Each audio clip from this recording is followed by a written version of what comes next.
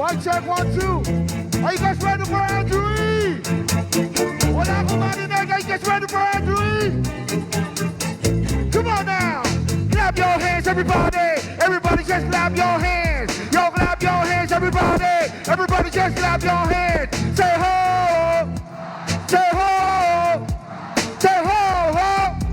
Say ho, ho. Sound good. Now, better guys, that's DJ. Tagaroon sa Orange County. Pero dito siya sa brand. Namit ko sa mga... Asa kaya ang ingay? Asador. Asa ang ingay? Asa ang ingay? Here we go! Come on! Tayo nang magsayaw. Yeah. Katawan ay ating igalaw. What? Sabay-sabay tayong mag-indakan. Alalay lang ba kamay matapakan sa Say inyong go. likod na harapan? Yeah. Tagiliran, ewan ko na lang kung inyong matitiis. What? Yung video please baka kamainis sa akin o sa kasama ko. Oh. Baka you know, makakatulad ka ng mama ko. Baka you know, magalit ka sa akin. Yung video please, huwag mo na palagi tingnan mo. Sipin-sipin mo naman. What? Kita mo nag-enjoy ka naman, di ba? Di ba? Lawag, everybody na! Kung nasaan ang ingay, Come on! meron akong ibibigay. Come on! Kung nasaan ang ingay, Come on! meron akong ibibigay. One! Nasaan ang ingay, Come on! meron akong ibibigay. Come on! Kung nasaan, One! Meron akong ibibigay! somebody say ho! What? Say ho! What? Ito ba ang pinakamaingay? Dito! Ito ba ang pinakamaingay? Dito! Say ho! Say ho! What? Dito na ba ibibigay? Dito na ba ibibigay? Somebody Come on! say ho! Come on! Say ho! What? Ito ba ang pinakamaingay? Dito! Ito ba ang pinakamaingay? Dito! Say ho! What? Say ho! What? Dito na ba ibibigay? Come on! Come on! Kung nasaan ang ingay, meron akong ibibigay. Come on! Kung nasaan ang ingay, Say what? meron akong ibibigay. Come on! Kung nasaan ang ingay, Oh, yeah! meron akong What? ibibigay. Come on! Kung nasaan ang ingay, meron akong Come on! ibibigay. Break it down!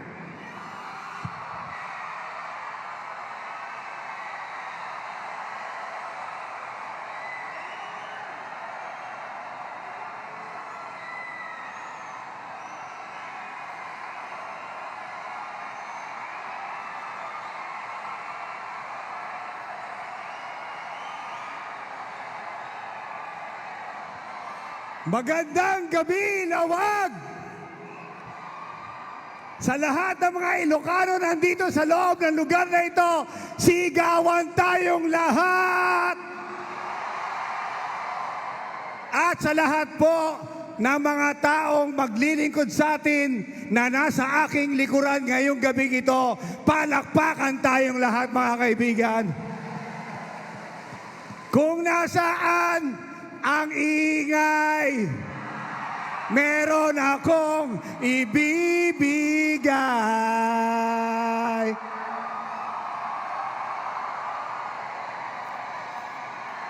Nandito ba ang ingay? Nandito ba ang ingay? Makinig kayong lahat. Pag sinabi kong 12, sabihin nyo alyansa. 12. 12. 12.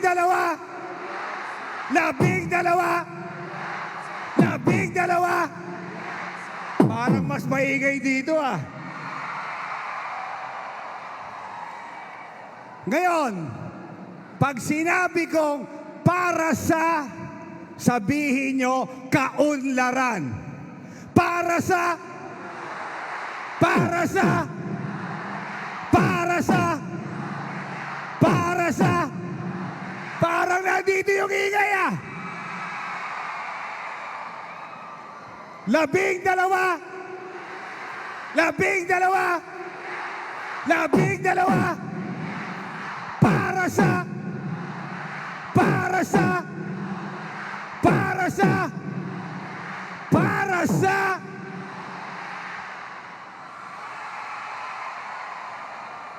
let me hear you say ho. Say ho. Labing dalawa. Labing dalawa. Labing dalawa. Oh, para sa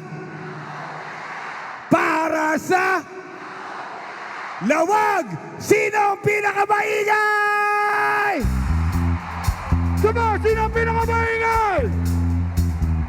Sino ang pinakamaingay? Come on! Para dito ang pinakamaingay ah. Para dito ang pinakamaingay. Come on! Here we come go. on. Ah. Labing dalawa. Labing dalawa. Labing dalawa. Labing dalawa. Para sa everybody sabay-sabay. 1, 2, 3. Ako'y nasa Malate.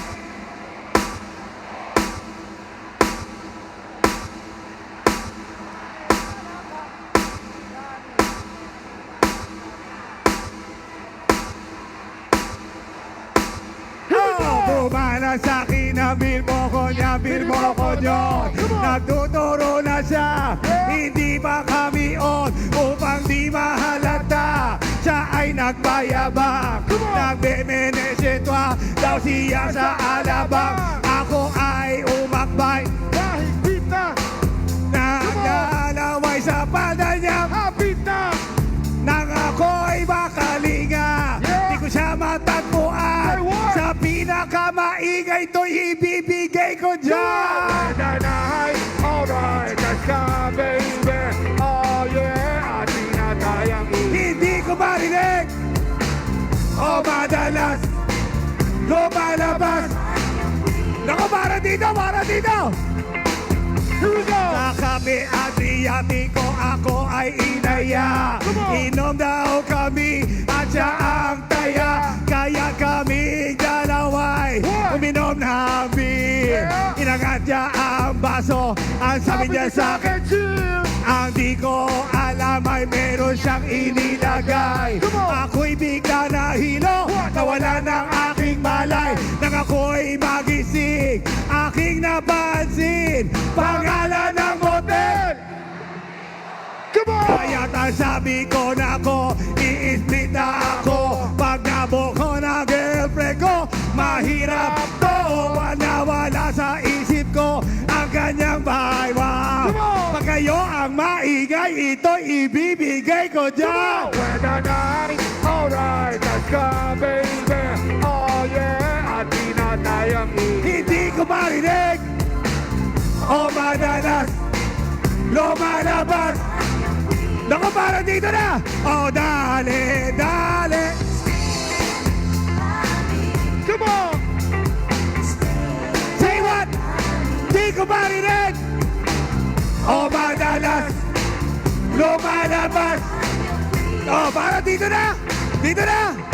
Here we go. Kami ay nagtatawanan at nagkukwentuhan.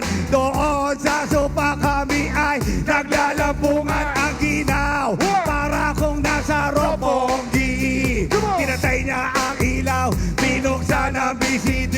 Come on. Doon sa kanyang kama, kami ay nahiga. Ako ay nagulat, ako'y nabigla. Come on. Ako'y nagiginig, Yeah. pawis na pawis, tinutok ko. At ang sabi niya sa akin,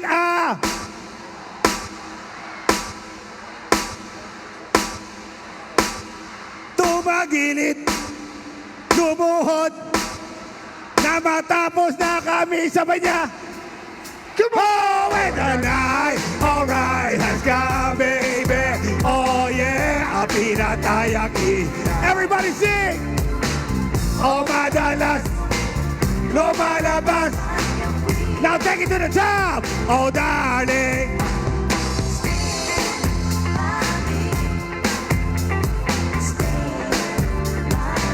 ko marinig. O madalas lumalabas.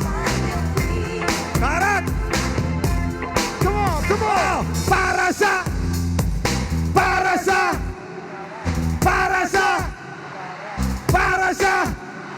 labing dalawa.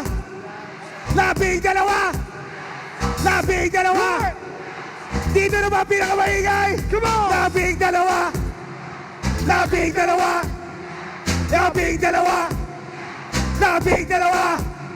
Oh, para sa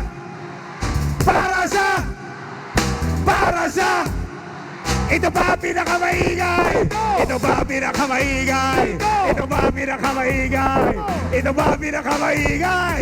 ba pinakamaingay? Say ho! Say ho! Say hey, hey, ho! Come on. Here we go! Labing dalawa!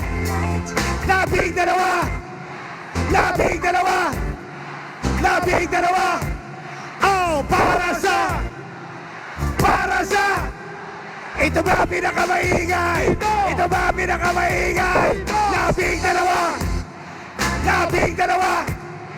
Labing dalawa! Oh, para sa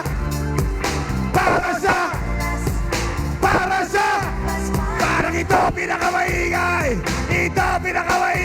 Labing dalawa!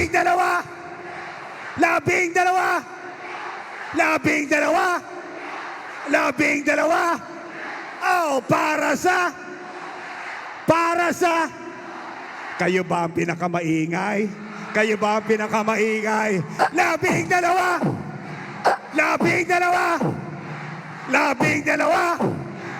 Labing dalawa! Oh, para sa kayo ba ang pinakamaingay? Sabay-sabay! Labing dalawa!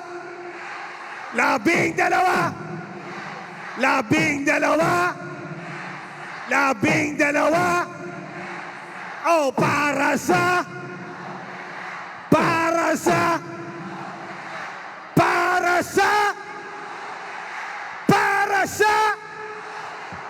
thank you!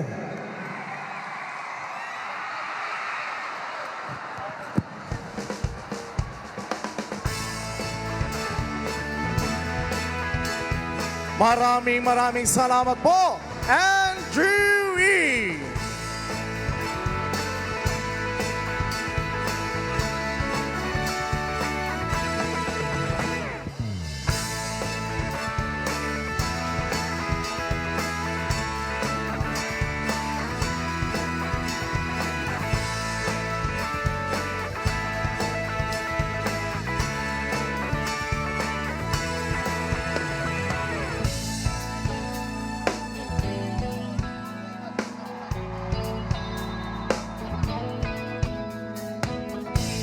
Mga kababayan, upang ipakilala ang panauhing pandangal, amin pong iniimbitahan sa entablado, Ilocos Norte 1st District Representative, Congressman Sandro Marcos.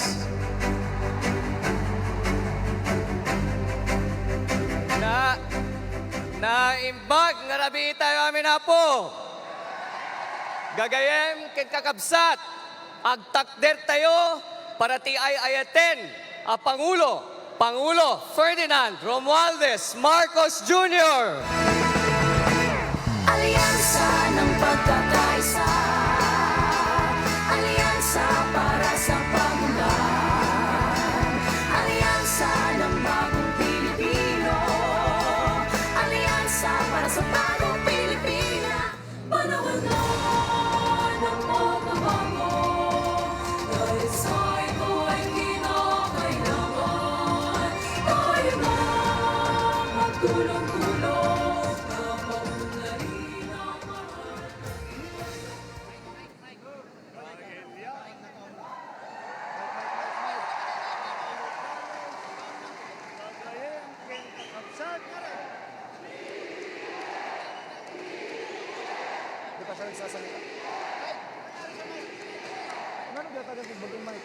Kailya, Ilocos, gagayem ken kakabsat na imbag nga malemyo amin.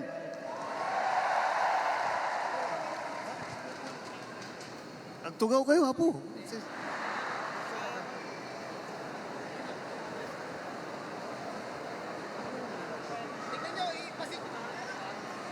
Parang mahirap makapaniwala na nandito na naman tayo sa kampanya. Napakabilis ng panahon. Napakabilis ng pagdaan ng 3 taon na akala natin ay magiging mas matagal. Ngunit nandito nga tayo sa darating na halalan sa Mayo. At sinimulan po natin ang aming national campaign kagaya ng dati dito po sa ating minamahal na lalawigan ng Ilocos Norte. Andito po ang aming ipinagmamalaki na mga kandidato para sa Senado. Ngunit, bagamat nakatuon ang pansin natin sa ating mga kandidato para sa Senado, huwag po natin kaligtaan ang halos 18,200 na local executive na ating ihahalal sa Mayo. Nabanggit ko po ito dahil may pagmamalaki ng alyansa na kami lang ang may kumpletong ticket mula sa senador hanggang sa sangguniang bayan ng pinakamaliit na bayan ng buong Pilipinas.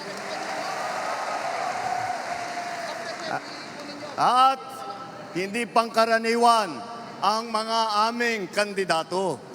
Hindi po kagaya ng mga nakikita natin sa mga iba't ibang partido. Hirap na hirap makakuha ng kanilang mga miyembro.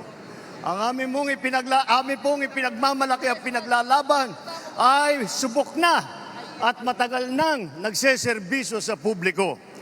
Hindi po ay naaawa rin po kuminsan sa ating mga katunggali dahil nagmamakaawa para makakuha ng mga malalakas at magagaling na kandidato. Di tulad ng iba, karampot lang ang kandidato. Dito po, buo kami. Hindi lamang buo sa numero, ngunit buo ang loob para ipaglaban ang kapakanan ng bawat Pilipino at ang buong Pilipinas.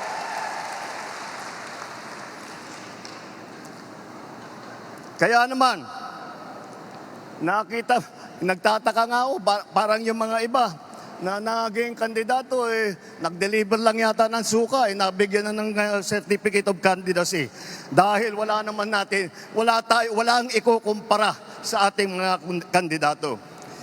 Kung ihahambing natin sa mga napulot nila, ang ticket natin mula sa Senado hanggang Sangguniang Bayan ay mga leader na subok sa serbisyo. Magandang record na pwedeng ipagmalaki kahit kanino. Kung kilatisin natin ng isa-isa, napakatingkad ng ating kakayahan, ng kanilang kakayahan at ng mga pambato para sa pagbabago. At kapag pinagsama kagaya nito na nangyari dito sa alyansa, ay lalong nakaka-impress ang kanilang pinagsamang lakas at galing. 8 po sa ating mga kandidato ay veteranong senador. Palitan ko na lang, matagal ng senador kasi pag veterano baka akalain nilang hindi lang luma kundi matanda. Andito po ang ating mga senador, Senator Cayetano, Senator Lacson, Senator Lapid, Senator Marcos, Senator Pacquiao, Senator Revilla, Senator Soto, Senator Tolentino. Pagpasok po sa Senado ng mga re-electionist sa Senado ay wala na pong OJT. Hindi na mag-aaral. Alam nila ang trabaho. Alam na nila ang pangangailangan ng Pilipino. Alam na nila ang gagawin nila upang gawin at idala sa ating mga kababayan ang kanilang pangangailangan. 7 naman ay nanggaling naman sa Kongreso na subok sa batasan. Andyan po ang mga Congressman Abalos, Congressman Binay, Congressman Cayetano, Congressman Marcos, Congressman Pacquiao, Congressman Tulfo, Congressman Villar. kitang-kita po naman natin na ito lahat ay sanay na sanay, subok na subok, at matagal nang nagpapakita ng galing. Hindi na bagito sa pagpanday ng mga batas. 4 ang nagsilbi sa kabinete, humawak ng cabinet rank na posisyon. Si Abalos, DILG Secretary. Si Tulfo, nag-DSWD Secretary. Lacson, ng Yolanda Rehabilitation Commission. Tolentino, siyang namuno ng MMDA. Ngunit, sa kanilang katungkulan, ay hindi lang po sila parelax-relax. Tingnan nyo po ang kanilang mga record at makikita po ninyo na sila ay nakagawa ng magandang pagbubuti para sa kanilang mga kagawaran. Alam nila ang government work galing sa kabinete. Hindi lang dada, pero gawa ang kanilang ipinapakita. They are not here to oppose. They are here to propose. 3 ang naging gobernador ng malalaking probinsya. Alam nyo na, Manang Aimee, dito sa atin, sa Ilocos Norte. Lito Lapid, Governor Lito Lapid ng Pampanga. At ang Governor Revilla ng Cavite naman. Bukod pa ron, kasama nila ang 3 naging city mayor. Abi Binay ng Makati. Tolentino ng Tagaytay. Abalos ng Mandaluyong. At huwag natin kalimutan na si Tito Sen, Senator Soto, ay naging vice mayor din ng Quezon City. Hindi rin po tayo nagkukulang sa boses ng kababaihan at maglalaban para sa karapatan ng ating kababaihan dahil 4 sa ating mga kandidato ay babae, pero itong mga babaeng ito ay palagay ko, mas matatapang pa ito kaysa sa mga lalaki na nandito ngayon. Mga abogado naman, 4 din. 4 ang abogado natin. Abalos, Binay, Cayetano, Tolentino. Si Aimee nag-aaral din sa law school. At pinagtatalunan lang nila kung sino daw ang pinakamagaling at sino nanggaling sa pinakamagandang eskwelahan. Ngunit lahat yan ay magaling, lahat yan ay matalino, lahat yan ay ginamit na ang kanilang kakayahan upang pagandahin ang Pilipinas. Kung itatanong naman natin, sila ba ay isa lang ang pinanggalingan? Tiga Maynila lang ba lahat? Tiga Luzon ba lahat? Hindi po. Dahil pagdating sa geographical representation, 2 ang taga Mindanao. Si Manny Pacquiao ng Bukidnon, Sarangani at saka Jensan. Si Erwin naman, lumaki sa Davao Oriental, sa Sulu, mga probinsya kung saan nadestino ang kanyang bayaning ama. Ang unang Vicente Soto ay naging senador na tiga Cebu. Ang nanay naman namin ni Aimee, alam nyo naman, 100% waray. Alam naman natin pati na ang lolo ni Camille ay galing sa Iloilo. Yan po ang ating ipagmamalaki. Dahil po nauunawaan nila hindi lamang ang mga problema na hinaharap na nasyonal, hindi lang ang mga problema sa taas, sa Senado, ngunit lahat po sila ay may karanasan sa local government, may karanasan sila sa executive. Lahat po sila ay nakapagpakita na ng kanilang kakayahan. Kaya't po ay kayang-kaya naming maipagmalaki. Bukod po dyan, tignan nyo po ang record ng ating mga kandidato. Wala sa kanila ang may bahid ng dugo dahil sa tukhang. Wala sa kanilang kasabwat sa pagbulsa ng sako-sakong pera, pinagsamantalaan ang krisis ng pandemya, pinabayaan ang ating mga kababayan na magkasakit at mamatay. Wala sa kanila ang mga pumapalakpak sa China at natutuwa pa kapag tayo ay binobomba ng tubig. tinatamaan ang ating mga Coast Guard, hinaharang ang ating mga mangingisda, ninanakaw ang kanilang huli. At bukod pa ron ay inaagaw pa ang mga isla natin para maging bahagi ng kanilang bansa. Wala po sa kanila ang tilang sakristan ng isang bulaang propeta na nasasakdal dahil sa pagyurak sa ating kabataan at sa ating kababaihan. Wala sa kanila ang tagataguyod ng pugad ng krimen, ng sentro ng paglalapastangan ng mga kababaihan na mga pogo. Tayo ngayon ay nasa sangandaan ng ating paglalakbay bilang isang malayang bansa. Bilang isang sambayanang may dangal, may sipag at may talino. Tayo ba ay papayag na babalik sa panahon gusto ng kung kailan gusto ng ating mga liderato maging probinsya tayo ng China? Babalik ba tayo sa nakaraan na ibinubugaw ang ating bayan bilang isang sugalan ng mga dayuhan? Nais ba natin bumalik sa landas na umaapaw sa dugo ng mga inosenteng mga bata na inagaw sa kanilang mga anak, mga ina, kinuha sa kanilang mga tahanan at inagaw ang kanilang kinabukasan? Walang nagnanais na Pilipino na mabalik tayo sa ganyang klaseng pagpatakbo. Kaya naman, pakakatiyak po kayo na kapag ang ating mga kandidato ay naluklok sa Senado at sila ay nagsimula ng kanilang trabaho, asahan po ninyo na sila po ay hindi makikihalo, hindi makikilahok sa ganyang bagay na ating iniwanan na at naayaw balikan. Ito po ang aming ipinagmamalaki. Ito po ang ating mga kandidato para ng alyansa para sa bagong Pilipinas.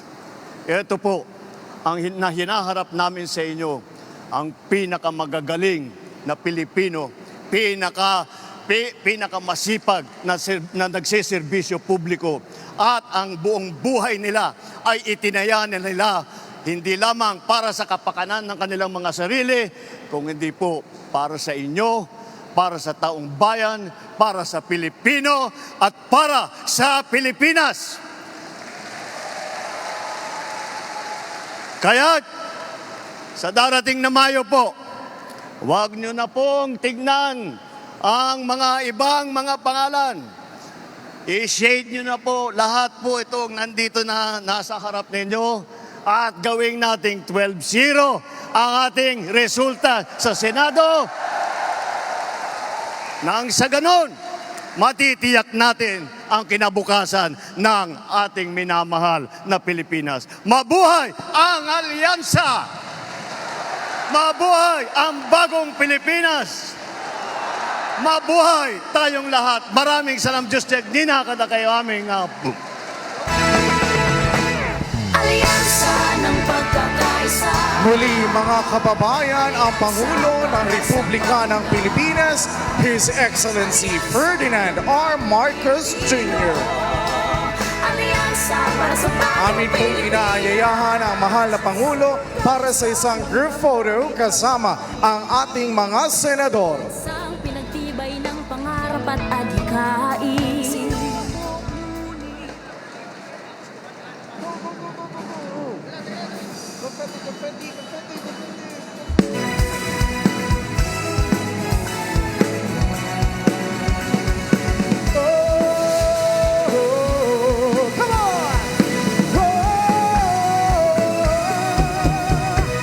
Alyansa ng pagkakaisa, alyansa para sa pag-unlad, alyansa ng bagong Pilipino, alyansa para sa bagong Pilipinas, pagkakaisa ng damdamin hangarin, alyansang pinagtibay ng pangarap at adhikain, sinubok ngunit nanatiling tutok hanggang sa tuktok.